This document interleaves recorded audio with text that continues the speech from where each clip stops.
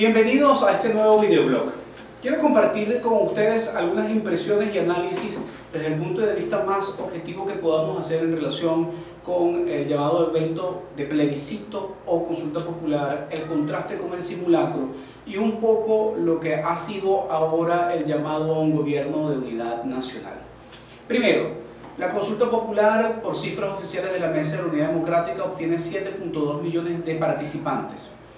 Las preguntas son varias en relación con la cantidad de participantes oficialmente por la Mesa de la Unidad Democrática. Primero, Capriles se establece como meta 11 millones de participantes. Esta fue la meta establecida por él públicamente. No se logró. Segundo, igual 7.2 millones de personas es una cantidad importantísima de participación si realmente son 7.2 millones de personas, pero nos debemos preguntar algo. ¿Acaso una persona en un centro de asistencia de participación, esos puntos soberanos, no podía firmar en una mesa, después en otra, después en otra, después en otra? Un menor de edad no pudo haber participado en las mesas. Hay una serie de elementos inauditables porque no había un sistema de control real establecido para que hubiese pulcritud en relación con el proceso. Sin embargo, insisto, esto nos desmerita el hecho de que se haya movido y movilizado mucha gente. Pudo haber sido 5, 6, 7 millones de personas. Realmente hubo una extraordinaria gran movilización por parte de la oposición, pero hubiese podido ser mucho más. Hubiese podido ser definitivo si primero habían métodos de auditabilidad más viables y segundo, si se hubiesen modificado las preguntas que hubiesen sido mucho más incluyentes y no hubiese dejado por fuera a más de 12 millones de personas que no asistieron, porque les recuerdo que el padrón electoral venezolano es de más de 19 millones de personas. Ahora, ¿a dónde fue el resto de las personas? Pues no fue el simulacro. El simulacro apenas habrá convocado o movilizado 2 millones o 3 millones de personas. El gobierno logró mover su maquinaria, sin duda alguna, pero lo que hizo fue decirle a la gente que fuese a los centros y se instalara en los centros hasta el anochecer. No había gente nueva, además había un solo punto por municipio, excepto en Caracas, que había uno por parroquia. Por supuesto que el simulacro tenía que estar absolutamente saturado porque la técnica del embudo se utilizó tanto de un lado como del otro. Porque la cantidad de mesas establecidas por la consulta popular también partió del principio de reducir la cantidad de mesas para generar el efecto de la cola.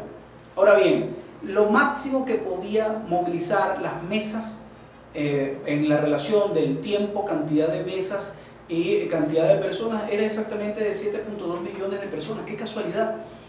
Realmente, desde el punto de vista logístico, ¿qué se quería? ¿Cuánta gente se quería movilizar? ¿Cuál era la capacidad real de movilización en ese sentido? Un evento poco incluyente porque desde que nació en su génesis no se incorporaron sectores distintos a la Mesa de la Unidad Democrática. Segundo, no se aceptaron las sugerencias de modificación de las preguntas que hubiesen generado muchísimo mayor inclusión. Tercero, era imposible entonces que la meta que había establecido Capriles de 11 millones de personas lo hubiesen logrado y así tuvieron que reconocerlo a pesar de que, insisto, incluso esos 7.2 millones de personas es absolutamente inauditable. Por otra parte, un simulacro que lo que sirvió fue para medianamente aceitar una maquinaria electoral del PSUV que solamente podrá mover eso para la elección de la Asamblea Nacional Constituyente. Nos tienen absolutamente entrampados en apariencias de movilización y de capacidad, en donde si sumamos 7 más 2 o 3 millones, no lograron movilizar más de 10 millones de personas, que es bastante, pero no lograron movilizar más de 10 millones de personas, los sectores polarizados. ¿Y el resto? ¿En dónde está el resto? ¿En dónde están las 6 millones de personas adicionales que se movilizaron en la elección con mayor capacidad de movilización que ha habido en el país, que ha movilizado aproximadamente 16 millones de personas? ¿En dónde está el resto del país que no se siente expresado en esas cúpulas? Sin embargo, la oposición asumió que con ese resultado inauditable tiene la capacidad de llamar a no solamente un paro, que está muy bien como un método de protesta si realmente cumplen los términos del paro, sino que está llamando a un gobierno de unidad nacional.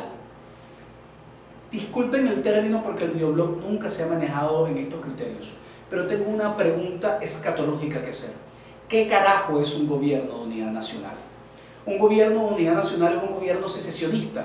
entendiéndose por secesión la separación de determinado sector de la población de un gobierno o de un estado para asumir la administración de un territorio dentro de un mismo estado, dentro de una misma nación, dentro de una misma república.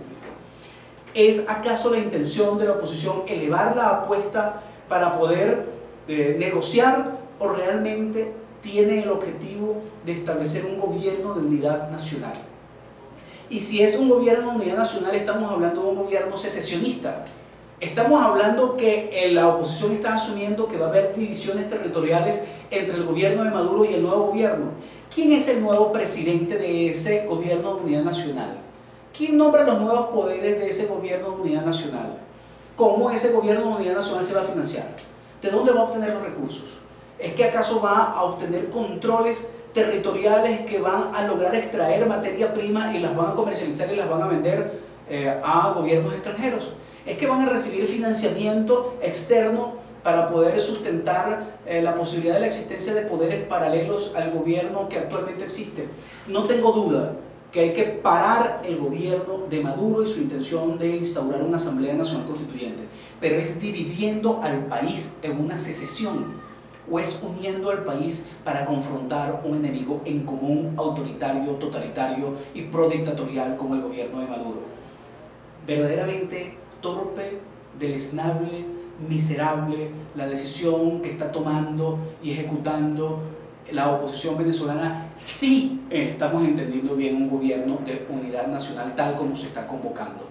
Sería realmente grave que se convoque a una secesión por parte de los sectores más extremistas de la oposición, y estaría incurriendo exactamente en el mismo error que está cometiendo el gobierno. En nombre de la Constitución, y para defenderla tienen que violarla primero. Los dos son unos violadores. Nos vemos en el próximo video.